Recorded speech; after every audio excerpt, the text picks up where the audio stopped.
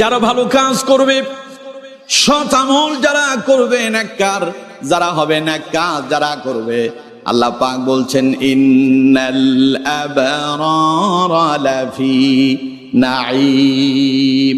সৎ কর্মশীল যারা হবে, আল্লাহ পাক বলেন তারা আল্লাহর জান্নাতে শান্তিতে বসবাস করবে।